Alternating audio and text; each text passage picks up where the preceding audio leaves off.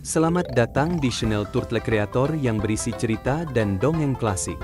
Selamat menonton.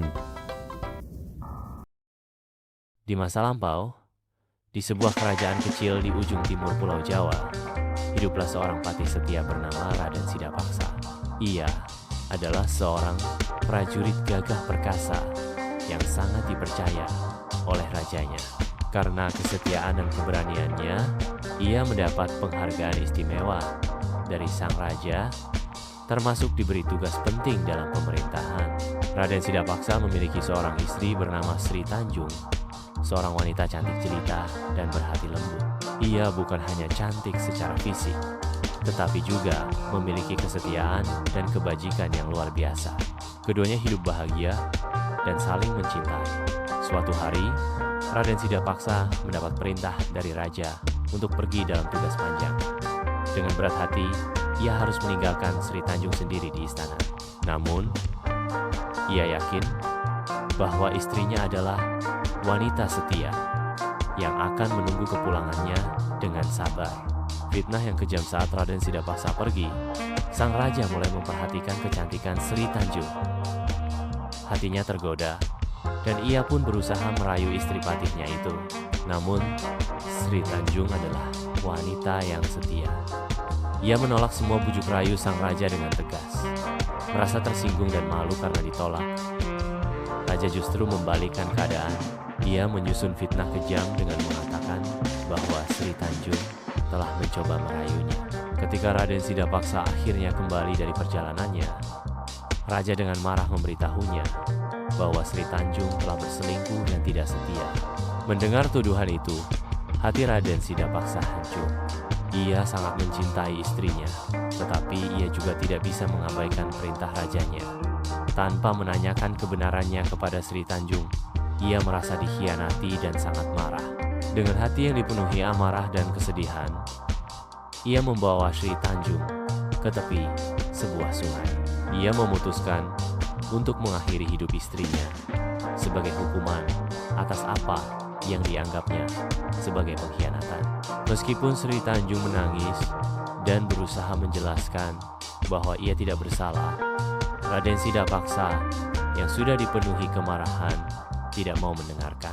Jika aku memang tidak bersalah, maka setelah tubuhku jatuh ke dalam air, sungai ini akan mengeluarkan bau harum, kata Sri Tanjung sebelum akhirnya Raden Sidapaksa menghunus pedangnya dan mengakhiri hidup istrinya.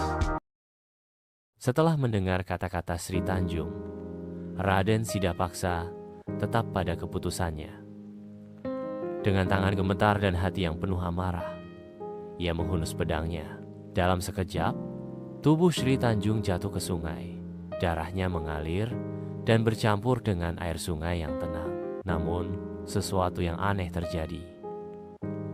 Air sungai yang tadinya berwarna keruh mulai berubah jernih, dan dari dalamnya muncul aroma harum yang begitu menenangkan. Wangi bunga-bunga yang lembut memenuhi udara di sekitar sungai. Raden Sidapaksa terkejut. Ia terdiam, menyaksikan keajaiban itu dengan mata membelalak. Ia mendekat ke sungai, meraup airnya, dan mencium aroma yang keluar dari sana. Benar, air itu mengeluarkan bau wangi. Hati Raden Sidapaksa mulai dipenuhi dengan rasa bersalah. Kata-kata Sri Tanjung sebelum kematiannya kini terbukti. Istrinya memang tidak bersalah, dan ia telah melakukan kesalahan besar dengan membunuh wanita yang paling mencintainya. Ia berlutut di tepi sungai, menatap air yang masih mengalir jernih.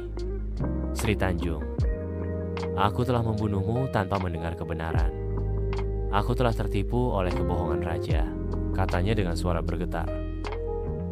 Air matanya jatuh, bercampur dengan air sungai yang kini dikenal dengan nama Banyuwangi Banyu, yang berarti air dan wangi, yang berarti harum.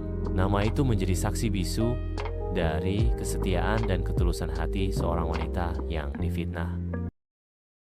Raden Sidapaksa terduduk lemas di tepi sungai.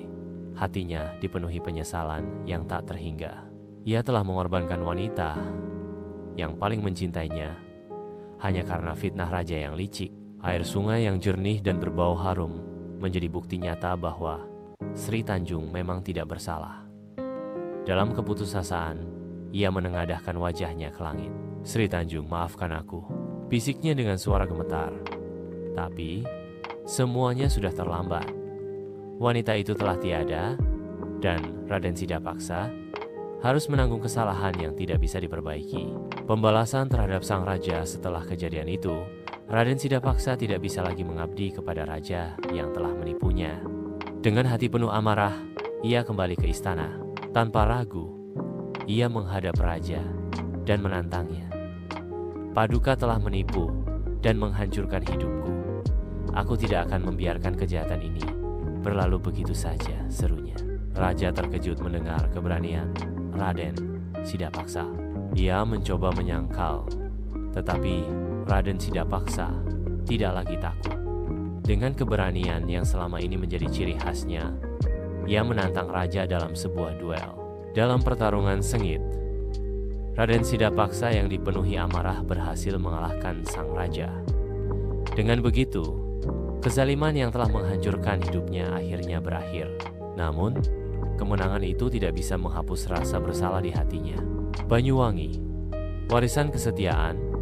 Setelah meninggalkan istana, Raden Sidapaksa memilih menghabiskan sisa hidupnya dalam pengasingan, bertapa untuk menebus kesalahannya. Ia tidak pernah lagi menikah atau mencari kebahagiaan duniawi, karena hatinya telah hancur bersama kepergian Sri Tanjung. Nama Banyuwangi pun terus dikenang sebagai simbol kesetiaan dan pengorbanan seorang wanita yang tak bersalah.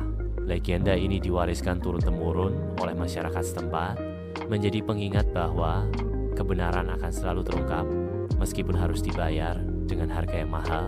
Sampai hari ini, Banyuwangi tetap dikenal sebagai daerah yang penuh keindahan, dengan sungai-sungainya yang jernih dan udara yang sejuk.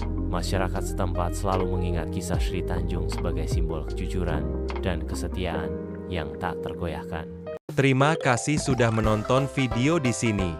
Besok silahkan mampir lagi ya. Hatur nuhun.